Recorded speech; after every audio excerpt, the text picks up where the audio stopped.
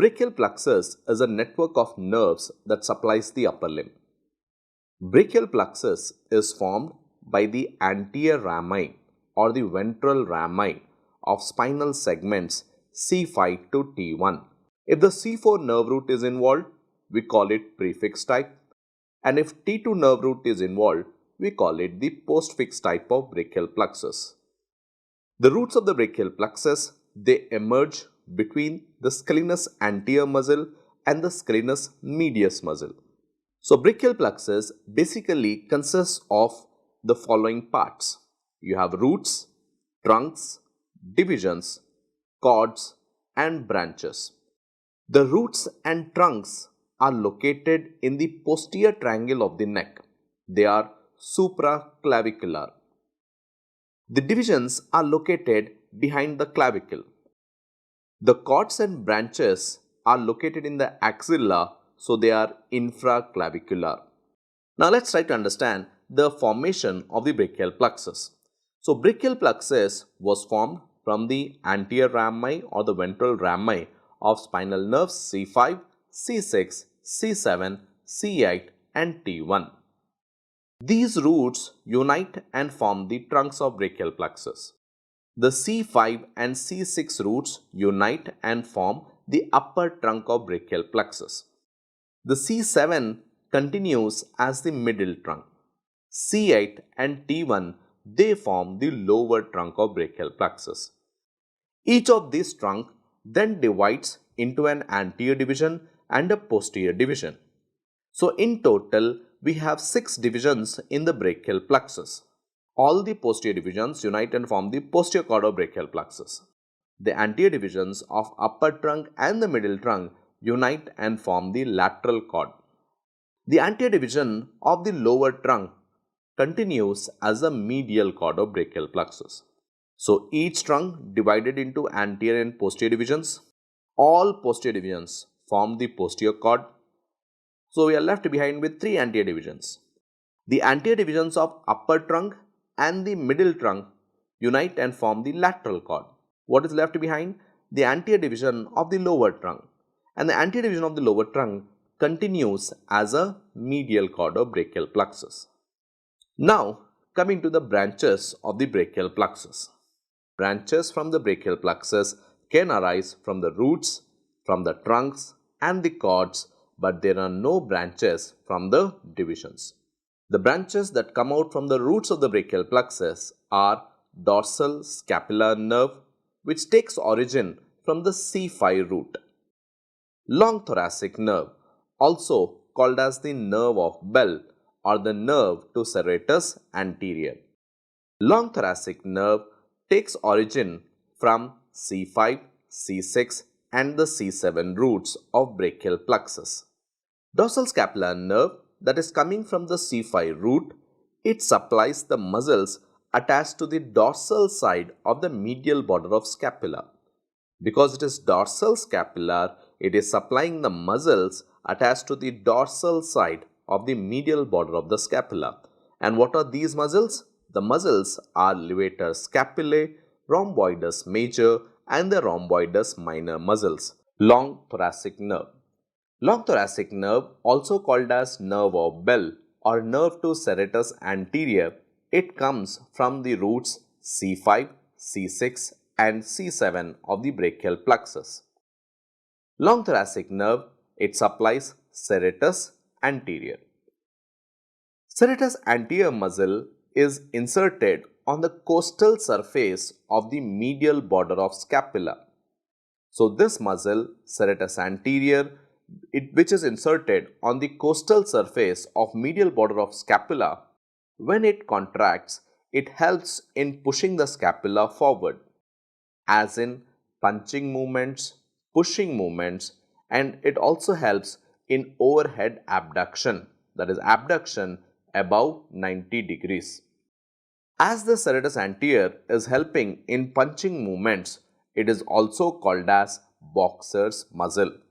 An important point that you should remember about long thoracic nerve is that long thoracic nerve can be damaged during radical mastectomy or axillary lymph node dissection, And damage to this long thoracic nerve or the nerve to serratus anterior will lead to winging of scapula.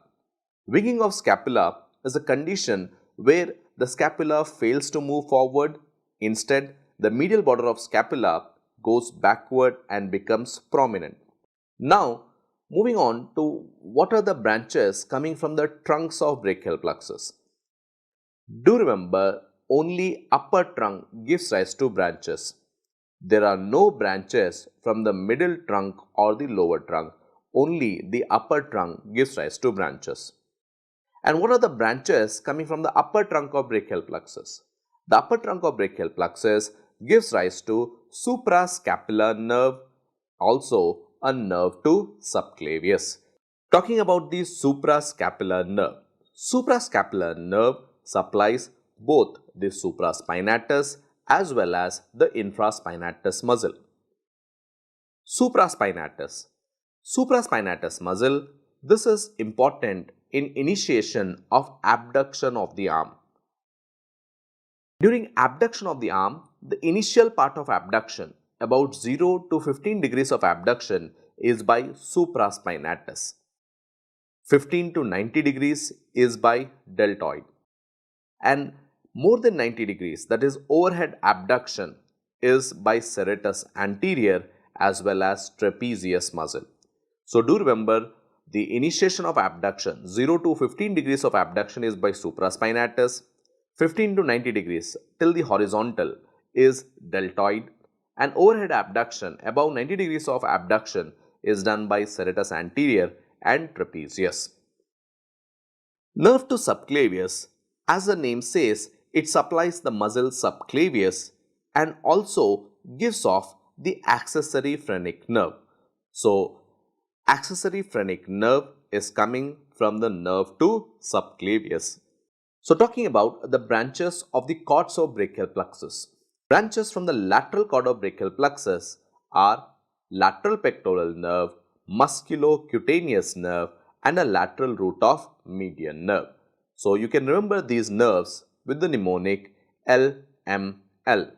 L stands for lateral pectoral nerve, M for musculocutaneous nerve, and the other L is the lateral root of median nerve. The branches from the posterior cord of brachial plexus are upper subscapular nerve, lower subscapular nerve, thoracodorsal nerve, also called as nerve to latissimus dorsi, radial nerve, and axillary nerve. You can remember these as ULTRA: upper subscapular, lower subscapular, thoracodorsal, radial nerve, or axillary nerve. You can also remember it as LUNAR: lower subscapular, upper subscapular, nerve to latissimus dorsi. Remember, the nerve to latissimus dorsi is also called as thoracodorsal nerve, radial nerve, as well as axillary nerve. The branches from the medial cord of brachial plexus are medial cutaneous nerve of arm, medial cutaneous nerve of forearm, medial pectoral nerve, medial root of median nerve, and a ulnar nerve. We can remember this as M for U: medial cutaneous nerve of arm, medial cutaneous nerve of forearm, medial pectoral nerve, medial root of median nerve, and a ulnar nerve. Erb's paralysis is damage to the upper trunk of brachial plexus. We know the upper trunk is formed by C5 and C6 roots.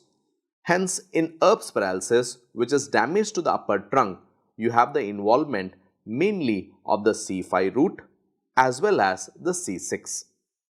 Erb's point is the area on the upper trunk where about 6 nerves are meeting. An injury to this upper trunk leads to what is called as Erb's paralysis. And this usually happens as a birth trauma, when during delivery there is undue abduction of head, neck and shoulder of the baby, leading to stretching and injury to the upper trunk, or it can happen due to fall on the shoulder as in road traffic accidents. Let's try to understand what are the nerves involved in Erb's paralysis. The root values of C5 and C6 are affected.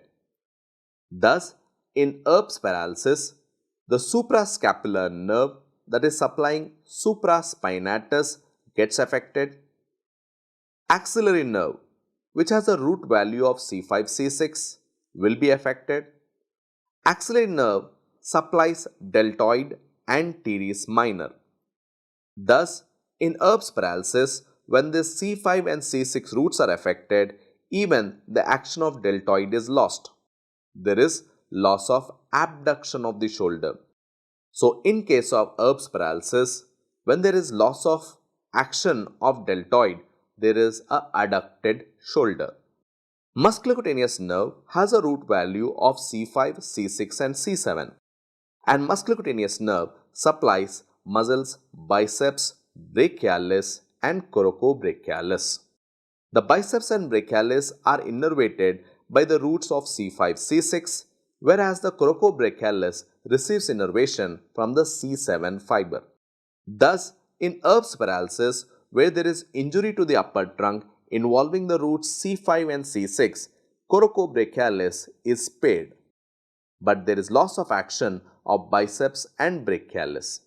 Biceps and brachialis, which help in flexion at the elbow and also assist in supination, damage to these muscles in Erb's paralysis leads to an extended elbow and a pronated forearm. Radial nerve has a root value of C5 to T1. Thus, in Erb's paralysis, some of the fibers entering the radial nerve is also affected, and these fibers generally supply the brachioradialis muscle. Thus, in Erb's paralysis, because of loss of action of the deltoid, there is an adducted shoulder. Because of loss of action of biceps and brachialis, there is an extended elbow and a pronated forearm. This has been called as a policeman tip hand, waiter's tip hand or a potter's tip hand. Klumpke's paralysis occurs due to damage to the lower trunk of brachial plexus. The lower trunk is formed by the nerve roots C8 and T1. Thus, in Klumpke's paralysis, C8 and T1 fibers are affected. The C8 and T1 fibers, they supply the intrinsic muscles of the hand like the lumbricals and the interossei. So, in Klumpke's paralysis, that is the lower trunk injury, the intrinsic muscles of the hand like the lumbricals will be affected.